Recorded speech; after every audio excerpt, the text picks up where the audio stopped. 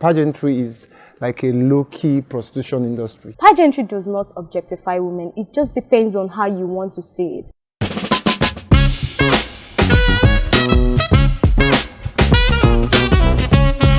Hello people, welcome to another amazing episode of 360 Talk with Zor.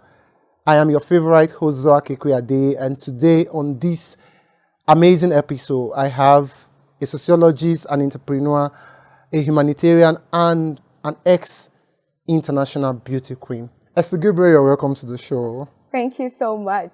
Amazing having you here today. It's a pleasure. Like, you know, I've been reaching out to you, and I really wanted you on this show. Yes, you have. I remember you bugging me with coming to the show. And thank God you're here, though. Thank God. Thank you for coming, actually. It's an honor. So tell us a little bit about your background. Okay. My name is Esther Gabriel. I'm an international beauty queen. Miss Globe, first funeral precisely. I am a humanitarian. I run an NGO, Objectification Foundation. Okay. And I'm an entrepreneur. Will I say a real estate agent, a realtor? So that's it for now. So you are part of the people cashing out from real estate. Well, you should also key in. It's very important. Entrepreneurship, they say, rule the world now. Not just I there. Okay. Let me not to go too far now. Just be cashing out. I will soon join you. Come and join us too. We want you. So Esther, tell us about your pageant journey, like all the way to Miss Globe, an international stage, and you came out the first runner-up. Like, when I saw those clips on your IG handle, like, I was like, this is amazing. Like, among those girls, that was amazing. So I definitely know there's a story behind it, because I know you contested for Miss Earth too, which I think you won or something. No. So tell us your pageant story. Well, first of all, Miss Earth Nigeria wasn't my first pageant. For real? It is a long journey. Wow. Getting to where I am today, it's actually a long journey. I started with my local pageants in my local government. Ada, I'm from Isi-Alangwa precisely, Abia State. So Igbo girl. Igbo girl. Ada Igbo. Now you make your eye the enter money. You don't the enter real estate. I they look you like this. Okay, so it started off me contesting for my local pageant. Okay. But before diving into pageantry, I was actually into runway modeling. Oh, wow. Yes, I was. You don't pay for this thing, no? Runway modeling was actually my first love. Wow. And but I found out that modeling wouldn't give me, because I had a passion to reach out to people, make an impact. Okay. And I do not even know how to go about it. Okay. So a friend of mine had told me, okay, there's a pageant going on in my local government at Isi-Alangwa. Okay. And you'll be so fitted. You're a model. I was like, no, I don't know anything about pageantry. Okay. And because of the stereotype, the beauty stereotype, the ideal kind of beauty, you must be light-skinned. Nigeria, Africa currently is suffering from colorism. So I just felt like, okay, I'm not good enough for pageantry, and I don't think I fit into that category. I just want to stick into my modeling or runway modeling. Well, she convinced me. She said, just give it a try. Okay. So at my first try, I actually emerged the winner. Okay. And I was surprised. I was like, no, I didn't know I could do it. But there's something in me convinced me that, okay, you can actually do it. This is it. This is your first pageant, and here you are, you won. And then they were now telling me, I got to learn that pageantry is not just about, the crown, the beauty. Yeah. It's a call to serve humanity. Okay. So from there, and I've always had that passion. From there, I decided, okay, let me, pursue a career as a beauty. Let me not say a career as a beauty queen, but let me just, continue. Let me give it another try. So here they come. There was, from winning Miss Ada Isi-Alangwa, you have to represent your local government in Ada Abia. It's a cultural pageant. Yeah. So I went on to represent my local government in Ada Abia, which unfortunately I did not win. But the spirit was still there. I was like, okay, go for more. It's just part of the experience. You can't always win. Yeah, right? Definitely. And you can't always win. And if you don't fail in life, trust me, you won't get to where you're going. Okay. You just have to fall 1,000 times and rise 1,000,000 times. You can say that again. So exactly that was what I did. And I had another one was coming up, Miss Abia. I don't even want to talk about my experience there. It was horrible. I picked up Miss Abia form and I contested for Miss Abia. I think that was 2010. Yeah. That's way back. Yeah, way back. I was quite young. I was very, very young. I don't even know my left from my right. I was just a tall, because some people say, okay, you're tall, you can become a model. Just like, okay, if that's the case, let me try it. Yeah. So I picked up the form, and after buying everything for camping, they asked us to leave. We asked, okay, what was our offense? Like, what did we actually do? We were told that we are too competitive. I don't understand. I mean, that was literally my first big pageant. Miss Abia was actually my first big, because the other one was so a local competitive, government. like, I don't even know. I don't even know anything in pageantry then. I was still young, naive, and I don't even know anything. So I cried that night. We're asked to leave. What is a competition? It's a competition, and we are representing our local government. So I and the other girl, who is actually well trained, like she has been into the system before me. Yeah. We're like, okay, let's. And do you know the funny thing? We both belong to the same agency, Label de France. So we're asked to leave, and we had no option. We had to leave. Yes. So at the end of the day, they did their stuff, and that broke my spirit. I was like, maybe this is it for me. Maybe this is just the end. This should be the end of the road. But again, I was like, no. This no shouldn't be. It's my first no, right? So this no shouldn't be an end for me. Rather, it should be a motivating factor. Yes.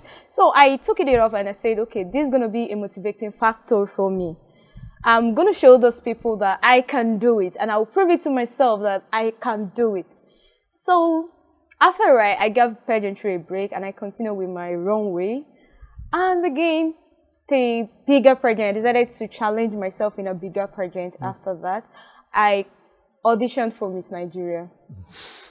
That was in 2016. I auditioned for Miss Nigeria. Okay. I first auditioned in Port Harcourt. I did not make it through. Okay. And do you know the funny thing? I was still putting this particular hairstyle was the one I wore to that Miss Nigeria 2016 audition, like a similar hairstyle. Yeah. So after I didn't make it through, I asked one of the guys, the judges, I asked him, what was my offense? Like, why didn't I make it through? Because I'm a very curious person. I love to ask questions. So, and I love learning. I love learning new things. So that if you tell me my mistake next time, I'll work on it. Yeah. So he told me he didn't see anything wrong with my questions, with my everything, my performance. That the problem was the hairstyle was actually covering my face. Yes. So the hairstyle was covering my face. I said, okay, if the hairstyle is the problem, is there another audition for me? He said, okay, if I can be lucky enough, if I can attend the Enugu audition. Okay. I was in Abia State then, Aba precisely, coming down to Port Harcourt, and the Enugu audition is in 2 days' time. Immediately, I went back to Abia State, and I redo my hair. I did an afro. I wanted to bring out the African woman in me. Yes, I've always been proud of who I am, where I come from. So I did my afro in a way that it won't cover my face this time around. And I went to Enugu. That night, I slept over. In the morning, I went to the audition venue. I was told that I had to buy the form, pay for the form there again. And I paid, because this is what I want. I'm this kind of person, if I want something, I'll do everything to get it, everything. I'll give it my best. I give it everything to go for it, so that if at the end of the day, I was not able to make it, I know that it's not from your part. It is not from me, right? I did everything I can. So I paid, and the audition went through. There were about 200 girls, or 200 and something girls there. The winner of that year edition actually came from my Enugu. Okay. No, Enugu. Okay. We all auditioned together. So from 200 girls, I think they picked about 5 or 10 girls from 200. Enugu. Yes, I think they picked about 5 or 10. I think 10. No, 5 actually. I remember 5, because they were picking from each state. Abuja, Lagos, and they just needed 37 girls. So Guess what? I made it through. Wow. Like, I was surprised. I wasn't expecting it. From the 200 and something girls. Yes, I was like, this is my big pageant. My big, Miss Nigeria. I mean, Miss Nigeria. From Adabia. Adangwa, actually. Adaisi Alangwa to Miss Nigeria. So, got to get to camp, and after everything, I did not emerge. I mean, I didn't even come out top anything. I told myself, if I can make it to Miss Nigeria, I can actually make it to the international stage, and I can do it. No matter the failure, no matter how many no's they gave me, I will definitely make it.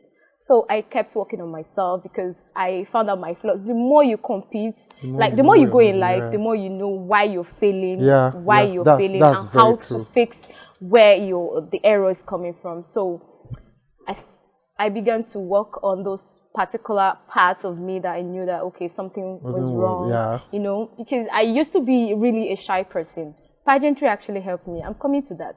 Pageantry actually helped me. I'm this super shy person. I don't even know how to say it. I was really, really shy. I don't know, should I use the word inferiority complex, or because people were like, okay, I'm dark skinned girls are fair, if you're fair, you're beautiful. Growing up, people around me are always fair. So they kind of give this preferential treatment to light skinned people, and they call them, oh, Arewa, beauty and all those stuff. So to me, being a dark skinned girl, I was like, okay, maybe I was not beautiful enough. So maybe my shyness was born out of where I grew, the environment I found myself. So pageantry actually helped me, and I found out that, okay, one of the problems I had was being shy, lack of the confidence was not there. I wasn't that outspoken. But I have a lot to say, but how to say is the problem. I want to say it, but I just needed that extra push to say it. So like, okay, I'm going to work on myself. Each morning, I just stand on my mirror like, Esther, you can do it. You will speak. I'll just start talking to an imaginary crowd. So I kept working on myself, and then I decided to try Miss Earth Nigeria. That was the time we met. Yeah, that was the time we met. So I auditioned for Miss Earth Nigeria, and I made it through. And I said, okay, this is another big one. And this time around, international stage, the winner goes to an international pageant. That is Miss Earth in Philippines. So it was a big challenge that I took up. A friend of mine kept telling me, okay, you should try another pageant. There's this pageant coming up. She kept bugging me to give it another try. And she really wanted you to go for an international pageant. Exactly. All my friends actually wanted me. I think they saw something I did not even see in me, unfortunately. So I was like, no, said it's an international pageant. You can't just go through all this whole process without, we need you out there. I said, okay, let me give it another try. I went there with an open mind. Mind you, each pageant competition I'm going to, I always have an open mind. Anything can happen. I just go there to, learn, make friends, because I believe so much in sisterhood, networking. So I went in there with an open mind. Okay, let me make friends, network, build my, So I competed, and I emerged first runner-up, and I was given the title of Miss Globe Nigeria. Oh, that was super amazing, Esther. So there is this popular opinion that, I don't know the right word to use, I don't want to use any bad word, that pageantry is like a low-key prostitution industry. I mean, it's objectify women, is that what? Yes. Well, so what do you think? Well, I've had that a lot of time, and it's unfortunate that a lot of people are not even helping us. But the truth is that pageantry does not objectify women. It just depends on how you want to see it. There are some, actually, I as much as I don't wish to say this, but I think it's the reality of things. A lot of people see pageant girls beyond, they don't see them beyond their crown or them being beautiful. They just like, as the name implies, beauty queen, and that's just has to do with the beauty, the physical beauty. But pageantry is way beyond that. Pageantry empowers the woman, it empowers the girl child, it gives them voice. Like I said earlier, I told you I had inferiority complex. I was really a shy girl. Pageantry helped me overcome that. I'm able to speak with people. I'm even able to communicate with you. The old me before pageantry, I wouldn't be sitting here, talking, having this conversation, right? But pageantry brought me out. Pageantry gave me that confidence I need to face my fear. Pageantry does not objectify women. It is the people that enjoys pageantry that watches pageantry that objectifies women, not pageantry itself. Pageantry was created and is meant to empower women. But there are still some girls that have accepted or that have or that is working in line with the people that you said watching pageants that objectify women. So they feel, it's just my opinion and some opinion I've heard people say. They feel, getting into like the international space like you did, give them the platform for people to see them, and from there they can start to hook up with the who and who. Okay. Well, I will speak for myself and I will speak for other girls out there who went into pageantry just to give back to the society, to make their voice heard and be a light unto others. Okay. I do not think that is the case. Because first of all, there are processes before you can become a beauty queen, before winning a pageantry. You must have an advocacy. That advocacy is what... This thing you're saying. Okay. Do you know there are still people that have crowns that they buy? They buy crown. Am I lying? I'm saying the truth. In this Nigeria, I don't know about international, on the international level, but in Nigeria, do they buy crown to some organization? Do they sell their crown or not? Well, like I said before, I wouldn't. Every organization has their prizes. There are organizations that you don't buy their crown. They just want a queen. When I mean a queen, it's not just about the physical beauty, but what you have to give out there. So indirectly, you're saying it's a two-way thing. It's a two-way thing. Okay, there are people that are actually doing the thing. Wait now, there are girls. That's what I'm coming. There are people, not just girls. We have male pageants. There are people who has different motive for going into pageantry. That is why anyone coming to me and ask you, what is your reason for going into pageantry? You should know your why. Right? So people go to, there are people who go into pageantry for different reasons. And there are those who go into pageantry because they want that platform, they want to use that platform to empower other women, empower themselves, and empower others. So at the end of the day, is a personal thing. If you go there and you want it's a personal thing. Say, even the organization tell yourself, you go decide. Exactly. No one is forcing you. If I don't want to do this, if I want to do this. Unfortunately, there are organizations out there who have made it a must that, you must do this. So you still have yourself with there too, right? Of course, but you still have a say. You can either choose to walk away or take the bargain. I've had such situation where but I walked away because this is not who I am. It's even in every offices, even in everywhere. Was the offer really tangible? Of course, they always bring a very good offer that you wouldn't want to reject, right? So now that's what I'm saying. If you do not know why you are there and what you actually want, you may grab it. Fall for it. You would grab it, you fall for it. And the funny thing is that sometimes it doesn't just work. They may promise you that crown, they may promise you the crown and have their way. And at the end of the day, you still may not get it. So what is the reason? So it's better you walk away with your pride. With your pride, walk away with your pride, and tomorrow they will even respect you. They won't have something negative to say about you. So I would advise people, girls out there, first of all, I need to correct that notion. Pageantry do not objectify the girls, do not objectify beauty queens or women. Rather, it empowers them. It is the people out there that enjoys pageantry, like I said, that objectify these women. Women are objectified everywhere. Even a woman fully clothed is objectified. Our culture already has objectified. The society has objectified women. So it's not just about the pageant. It's not just about pageantry. That's the conversation for another day. Yes. Recently, you were advocating for better governance and all. So I want us to have that conversation. What gave birth to this, your advocacy for better governance and all?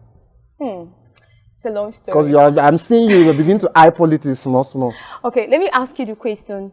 The situation of things around you, are you okay with it? Are you comfortable with it? Anybody that is comfortable with the situation of things in Nigeria is not human. Good. That is one of the things. Like I said earlier on, I don't know, I don't just like watching people suffer. And I feel like there is so much injustice, political injustice happening around us. And you are a sociologist and you know that the political institution politics as an institution plays a great role in the development of every nation. So, and I know that if there's an error in our political system, there will be error in the educational, there will be error in the economy, there will be error even in the religious system.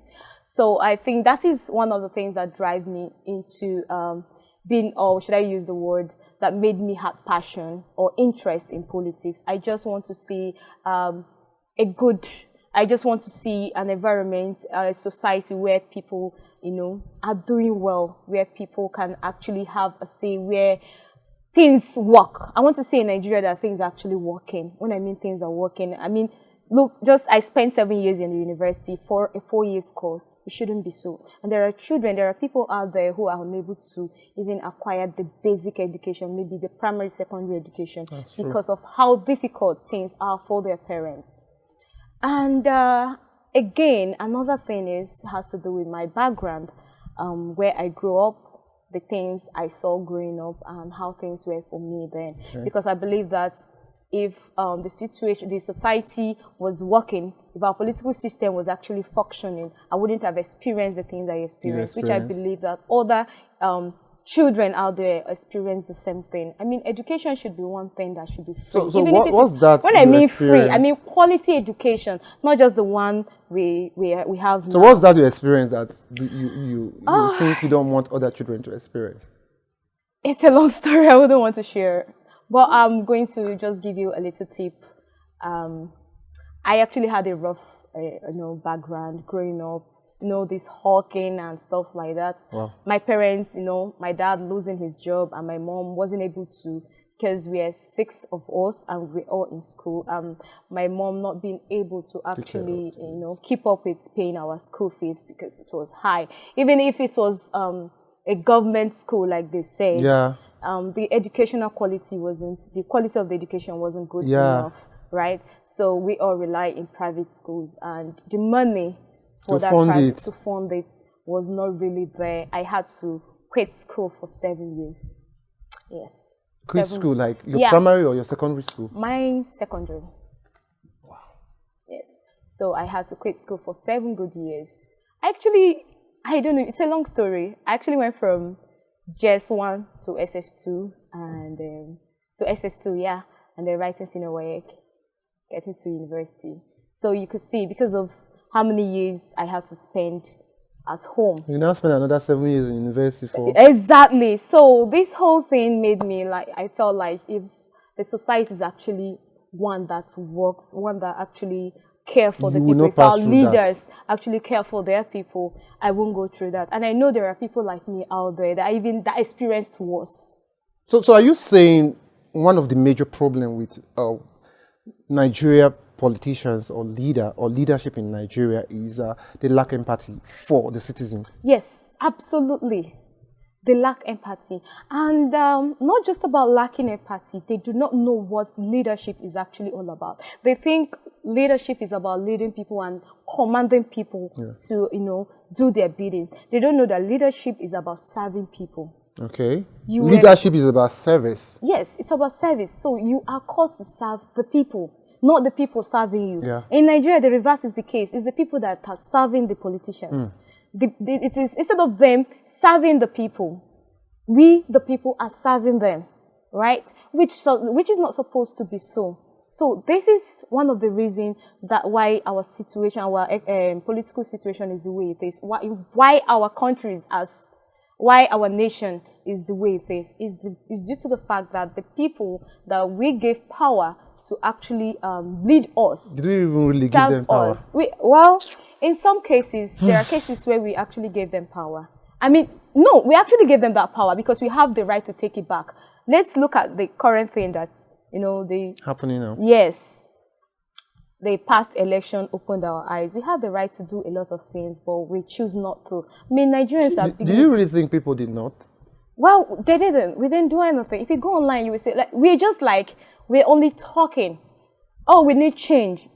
We need change. Are we even ready to go for that change we want? That's the question. If you ask a Nigerian, go out there and protest, it's not me that will come and die you. You're not really nobody is ready to sacrifice. Nobody's ready to sacrifice. And the funny thing, even they will tell you, if you're telling them about, okay, this, that, this shouldn't be like this, they will tell you, even if you go there, wouldn't you first?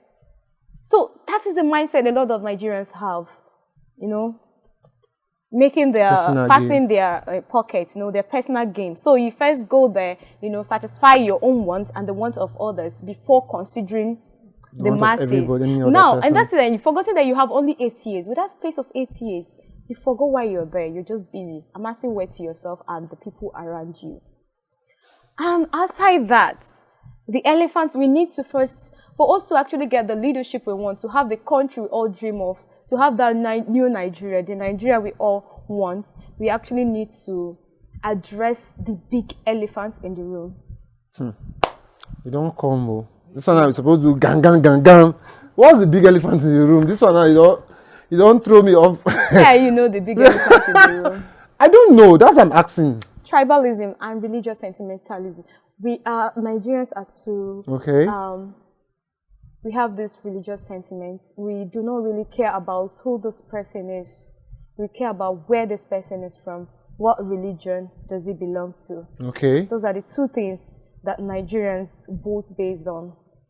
Oh, he's Igbo. Okay, I won't vote him because he's Igbo. Okay. Or I'll vote him because he's Igbo. Oh, he's Hausa. I'll vote him because he's from Hausa. He's my person. Or I'll vote him because he's a Yoruba. He's my person. Or he's a Muslim, so I'll vote him because he's a Muslim. Or I'll vote him because he's a Christian. We forget about who that person is outside where he is coming from. But can we really differentiate someone from their religion? Yes, you can. Because like religion is one of the things that builds someone's character. Okay. And your personality. Okay. So if I'm standing for a Muslim candidate or a Muslim leader as a Christian, like, do you think we can really differentiate a person from their religion? Yeah. The answer is yes. Let me. You said religion is what builds a person. Character. First of all, we need to learn to differentiate what religion. To remove religion from, we need to understand that religion is actually different from spirituality. Okay. Spirituality, I believe, is actually what molds a person's personality or character, not his religion. I mean, in the same religion, there are people that, okay, to me, I believe that Islam is a religion of peace because I've had friends that, Islamic friends, that are really peaceful. I remember growing up, I used to have a friend who is a Muslim. On Friday, I go to mosque with her. And then on Sunday, she goes to church. Are you for real? Yes. Where in this Nigeria? Tutu. Yes. My friend Tutu. She was even my childhood friend, like my best friend. We grew up together. If you go through all my childhood pictures, you will see her there. Wow. So she goes on Friday, I follow her to mosque. On Sunday, she follow me to church. So what do you do when you get to the mosque? I pray. So who did you pray to? Allah. Pray. Allah is God, right? It's to God. Who? Whatever they're doing, I just imitate what they're doing. If they bow down, I bow down. And I believe that was the same thing she was doing when I bring her to church. Wow. She pray, she watched me. If I pray, she pray. And I remember my primary school was a mixed school, and it was in the West. So on Friday, we pray the Bismillahirrahmanirrahim, and ordinary days. Say that again. The Bismillahirrahmanirrahim, Alhamdulillah, all that stuff. So we pray on Friday, we do the Islamic prayer, and every other days, it's the Christian one. You understand? And we were all happy. We're all friends. Like, there was no, this person, there was no separation, there was no segregation. We were all doing our own thing together. We were all happy. The funny thing that we didn't even see the differences in our religion. Okay. Because we all believed that we were worshiping the same God, just in a different way. Just like the Christians have different denominations. Yeah. Right? So I believe that it's just, different method of worshiping God, different way. It's still the same God. So, and on the same school, we all have different, even my Christian friends, we don't have the same character, even though I grew up in Deeper Life Church. That's true. In that same Deeper Life Church, there are people with they have their own personality, their own character. I have mine. We don't believe in the same thing we believe. Yeah, even though you go to the same church. Even though we go to the same church. So I do not think that your religion actually define who you are. Okay. Right? But I would say your spirituality, because there's some people that are so spiritual that when they see other people, they just say, okay, this person is a walking devil. They're too religion. They're just like, oh, he's a walking devil. In as much you don't belong to the same religion, or you don't belong to the same denomination, or you don't practice what he or she is practicing. They just see you as, okay, you're a walking demon. Right? And we're all in the same church. We all worship the same God. And there are still people who don't care. whatever thing you're worshiping, if you're worshiping God, Christ, whatever religion you believe in, and we're all in the same church. So I do not think that religion actually molds a person's personality or character. It is their spirituality, what they believe in. You know, there are some people that, you know, they hear words and, okay, holy war, whatever they call it, you know, where they go kill people. You know, there are people that believe, and they're all still Muslims, and they're still Muslims that believe in the peaceful aspect of the religion. They don't practice all those things. You don't see them going to kill other people in the name of Muhammad or in the name of their God. And the same thing with Christians. I don't know if you heard about the Crusaders. There are still Christians who are very, very extremists. I'm a Christian, and we need to tell ourselves the truth. There are some extremist Christians out there. They just believe that, okay, if you're not from this denomination, if you're not doing this, you don't belong. You're going to hell. That's true. You understand? But we are all Christian, and I don't act like them. So how can you then say that religion molds our character or our personality? No, it doesn't. So yes, you can separate a person from the person. You can separate a person from his religion.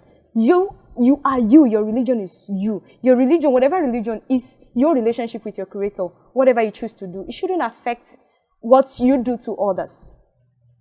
Do you understand? But the truth is, why I said religion builds your character is because with time, you go, like, for us that are Christians, you go to church from childhood, like people like me that was a church boy, or was a church boy. I really can't. Are you still a church boy? I'm a church boy. Are you still a church boy? I'm still a church boy.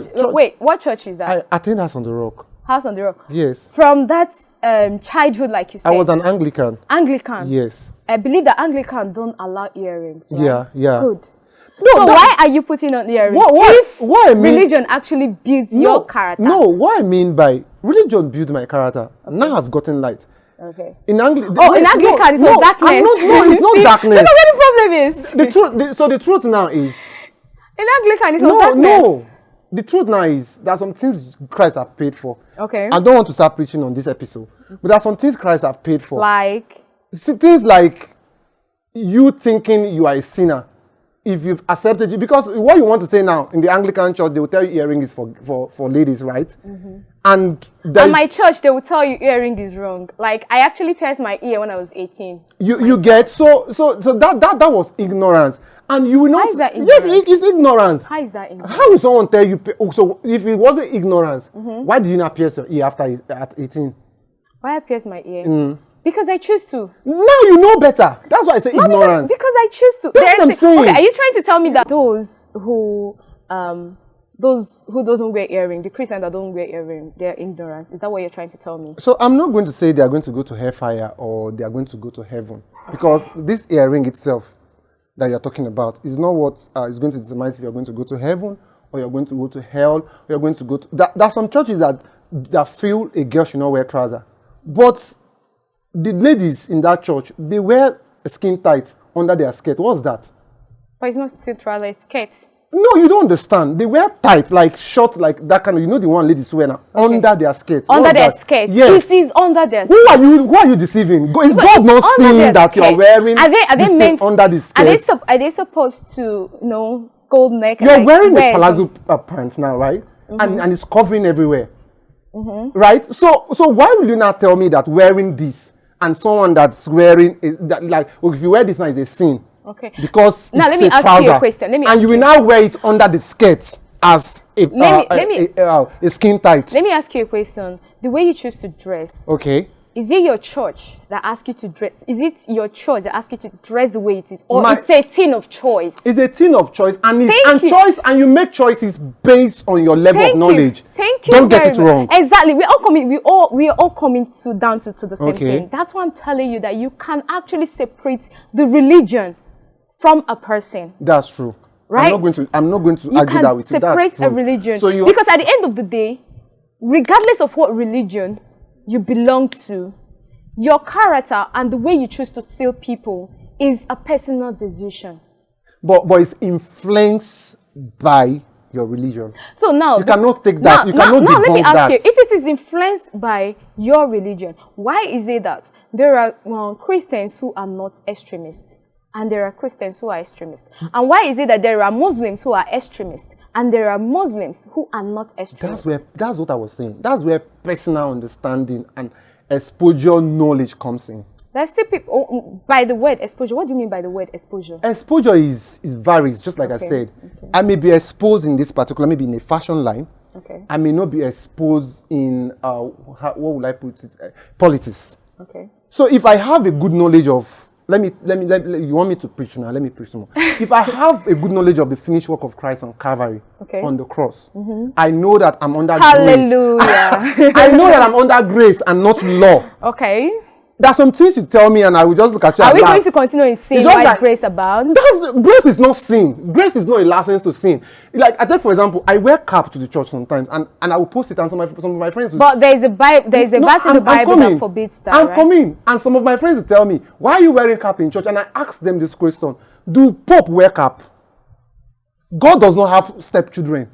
God does not have this is my first son, this is my second son. We are all his sons. It's still just a personal decision. Both of you are exactly. We're all saying the same thing. So when it comes to politics, yes, you can actually separate a from the. See, there are people who are not easily influenced. Let's when we talk about the word influence, you're a sociologist.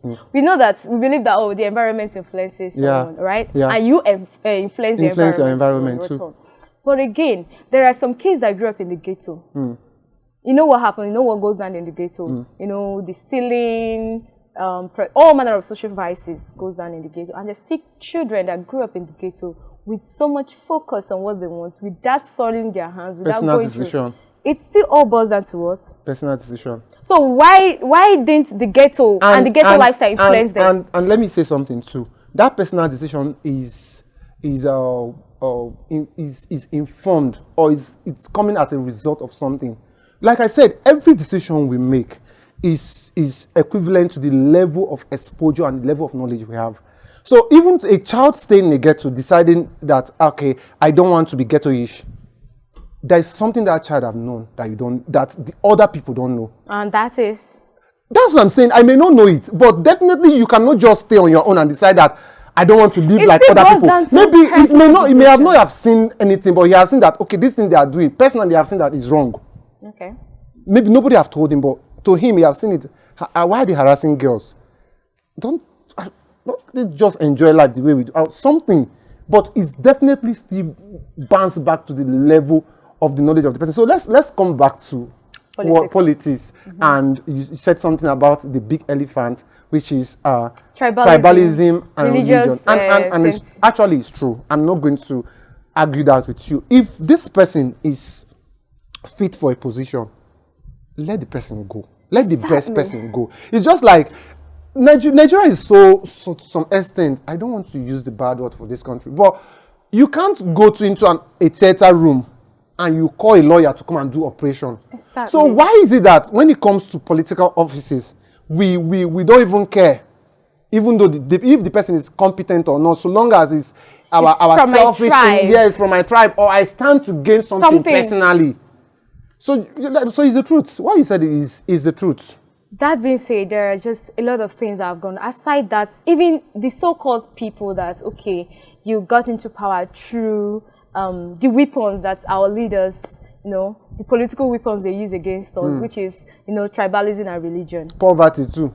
And poverty. Like I was explaining to a friend, I said, we have 3 major tribes. Of course, other tribes, you guys are recognized, but let's just say we have 3 major tribes. Like me, I'm from Ogoni, and we are very known in Nigeria, but we are not seen as a tribe. So you are a tribe, right? No, you said 3 major tribes. That's what you said. They said we have Nigeria problem. If you're to go, we have Old Eastern region, which you guys fall under. So let's just say we have 3 major tribes. The Igbo. We have the Igbo, Hausa, and Yoruba. Yeah. Good. Now, you as a Yoruba person, for instance, you cunningly, or as an Igbo person, since I'm an Igbo girl, use you as an Igbo person, you cunningly, find your way using religion, using tribalism as a tool, and poverty to, get your way into the office. And then you go there. instead of doing the right thing, at least do it for those who believed in you, right? Even though you're not qualified, we all know you're not qualified to be there. You got there. You are assigning ministerial position. For instance, let's use that one. You're not giving this ministerial position based on qualification. You're using it as a means of saying, thank you for helping me, rig election. Thank you for, borrowing me money. Thank you for mobilizing youth that, help me snatch the ballot boxes. And, for instance, the ministerial position is a very important position because for road to work, we have the Ministry of Work to do it. I understand. We have the Ministry of Health. We have the Ministry of Education. All right, Minister for Education, Minister for this. And if these ministers, these offices don't do well, nothing will do well, nothing will go well. And now you're giving out this position, not based on qualification. Because I've seen a situation whereby someone who studied animal husbandry, for instance, like I said, is giving Minister of Sports or Minister of Health. Like how? So this is another problem. Just like you said before, Nigerians have to come up. The mindset is changing and everything. It's not changing. And wait, no, I'm coming now. It's not. I'm coming. Why I'm saying, most times when you see them give this position, you take a step back and put yourself in their shoes. Okay. If these people delivered, so Nigeria politics basically is buy and selling, right? But do you think it's supposed to be so? No, it's not supposed to be so. That's why I said Nigerians have to wake up. So are you trying to justify the procedure? Are you trying to justify that? I'm not justifying. I'm saying until the masses comes out to vote in the right people, they will continue. Okay, no. The masses, actually this time around, the masses actually came out. Even though I was a little bit disappointed because I expected more during the NSAS. The way youth made mouth, the way we actually raised voice. Wait, I'm coming. From that NSAS, I was expecting a revolution. I was expecting a total change. I was expecting an overhauling. I expected so much. Right? I mean, a lot of people lost their lives.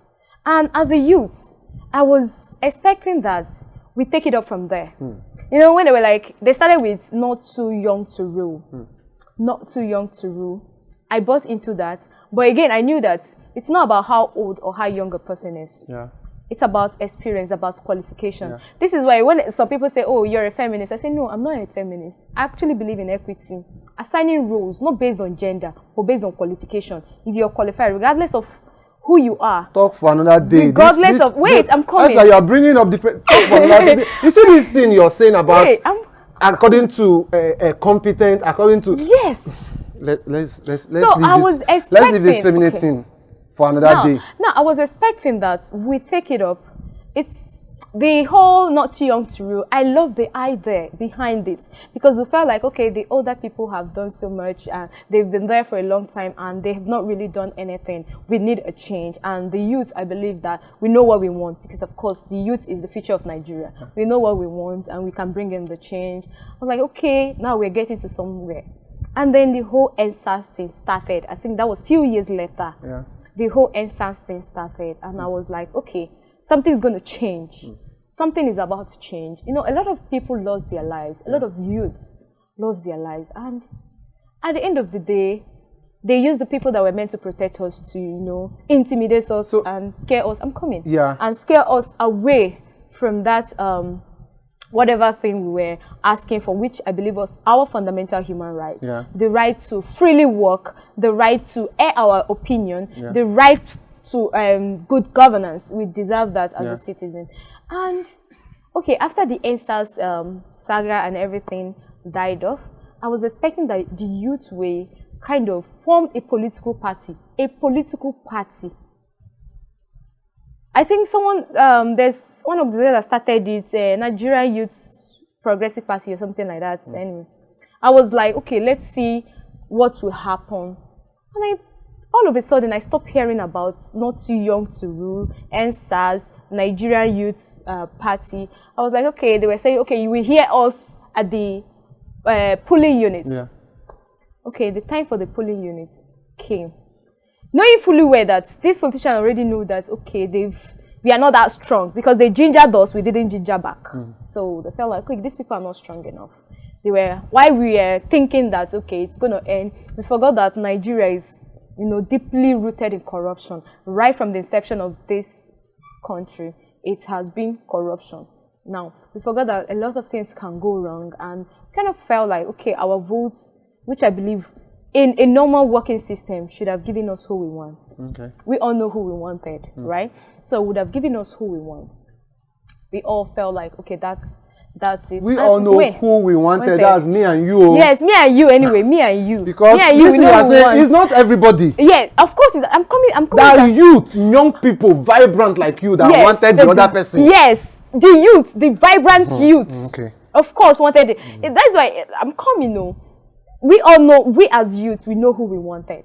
Right? We wanted part of the youth. I'm still correcting you. Most of us, no. Of course, it's not all the youths. Because I know of someone that voted someone else. Okay. So not all the youths. My polling unit were just two that voted. That's why I want to allow you to land. Of course, we are only two. I traveled down to my place to vote, and it was just me and one of my cousins. Even if we're going down, if we're going the way the polling unit I voted, a particular party only had one vote, and when they were calling the results, that particular party had about 250 something votes. 250 something. How? So anyway, we are not. Let's not go into that. So Esther. So let's go back to this now. So you're talking about the whole NSAS, the whole corruption, the whole thing. This is why I said Nigeria have to wake up, and you say they have woken, or you say no. You say they've woken up, and I'm saying okay. Yes, I say they've woken up. And I say they haven't to some extent, but we haven't even. Even the NSAS thing you're talking about, forming a political party, this and that. These politicians, they know all these things. Even when we go on social media to rant, they will pay boys that will come on social media and bring you down. That's the same thing I'm saying. That's what I'm saying. Most Nigerians, when you say Nigerians are woken up, from what's happened, what I'm seeing online, what I'm reading, and what the few people that I've had communication with, I think we are still sleeping. But you're a sociologist, and you know change is a gradual process. It is a gradual, but how especially long? non-violent change. But of course, it's a gradual process, and I think why I said Nigeria there's an awakening, because this is not how it was. There are some political parties that have reps member, Senate, House of Senate, local government, and before who born your papa?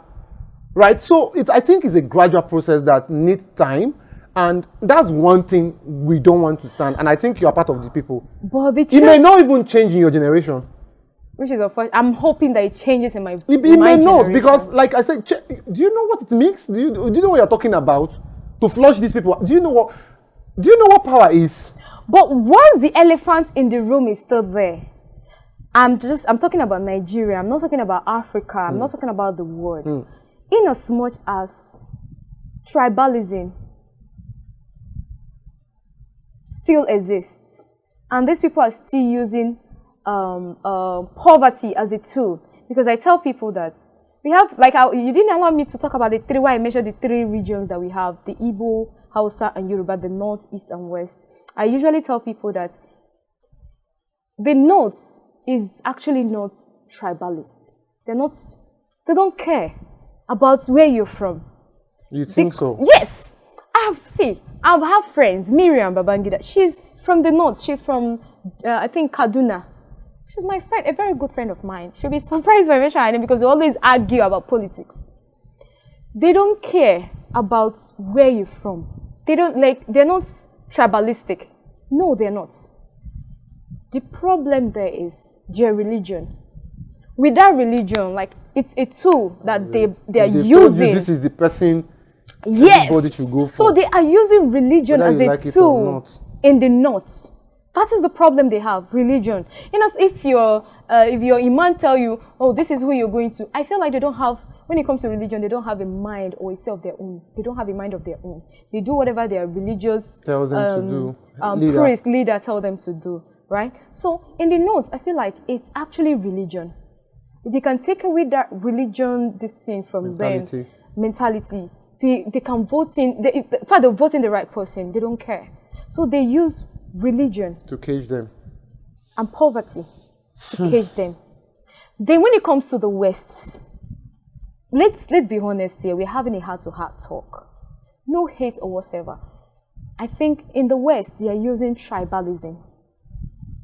The West, the typical Yoruba man doesn't care what religions, they don't care where what religion you belong to. Yeah. They don't care. If you like, be Islamic, be Christian, be celeb, be traditional worship, they don't care. They can live with you. They can do business. In fact, they will love you. They will do everything with you. Maybe, like I said, I have a Yoruba friend that goes to church with me. And me, I go to mosque. Yeah. The typical, then when it boils down to the Igbos, they use money. It's unfortunate that the Igbos can do and undo when it comes to money and business. They don't joke with their money.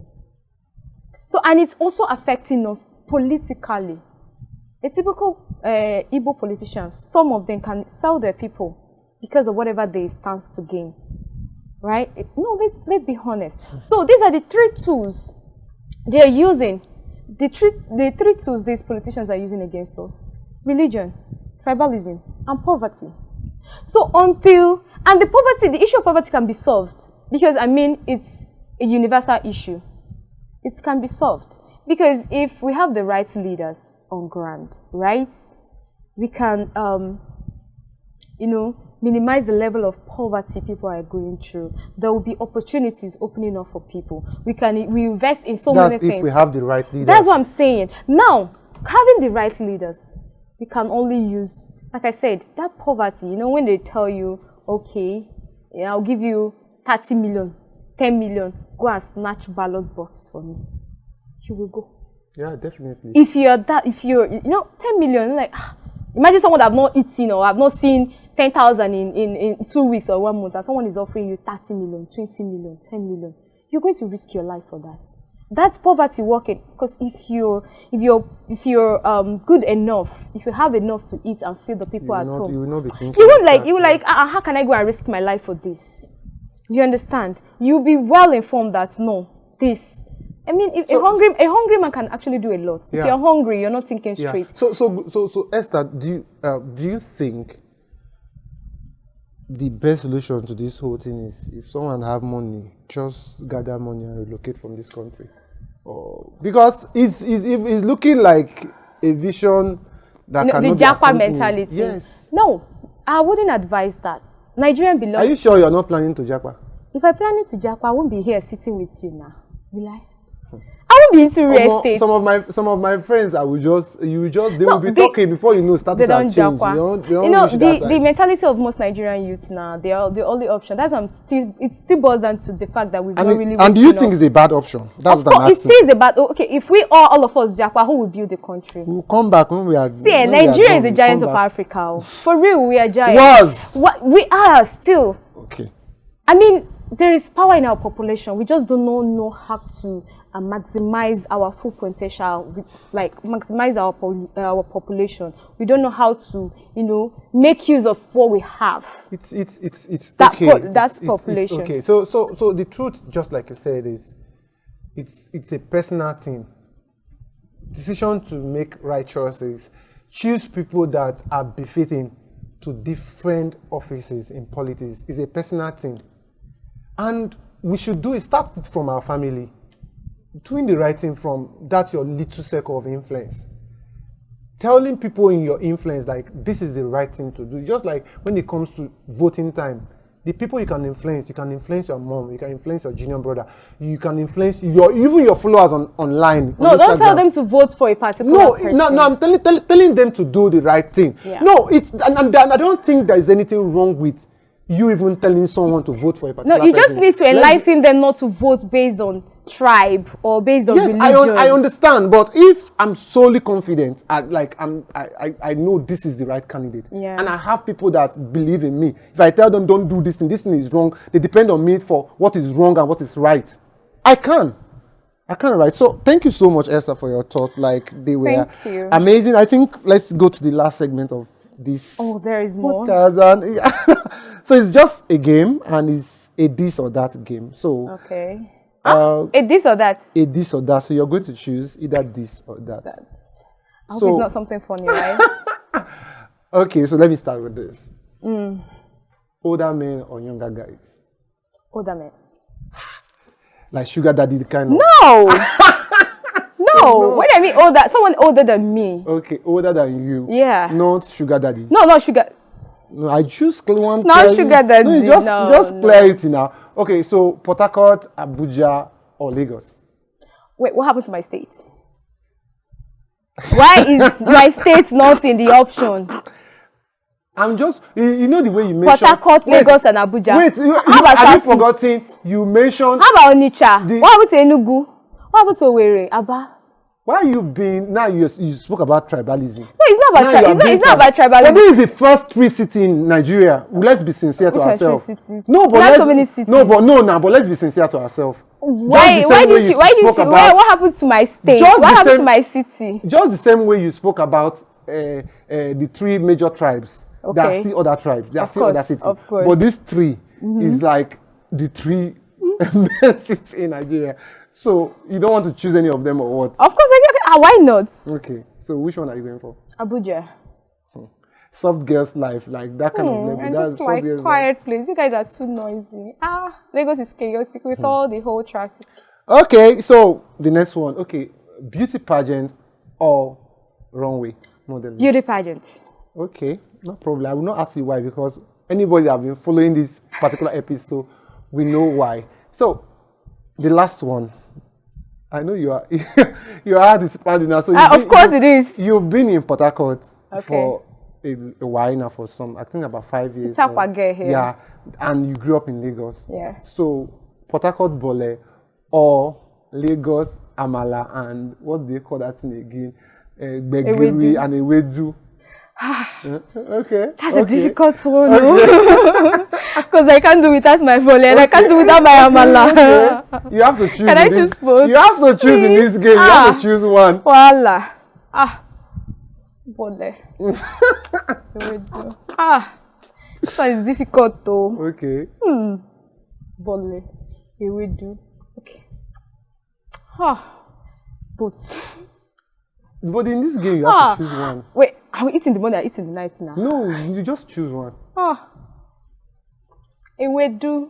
Oh, wow. Okay. But Harcourt people are very now. You have betrayed us. No, I'm not. I still love my bole. Esther, thank you so much for coming on this particular episode. Like, I'm super excited. Like, this was insightful. And anybody watching this right now has gained a lot. Thank you so much. And guys, thank you for sticking by. This is 360 Talk with Zor, and I am your favorite host, Zor-Akekue Ade. So guys, follow us on all our social media platforms at 360 Talk with Zor. Subscribe, like, comment. And till next time, always take a deep breath and be in the moment. Thank you.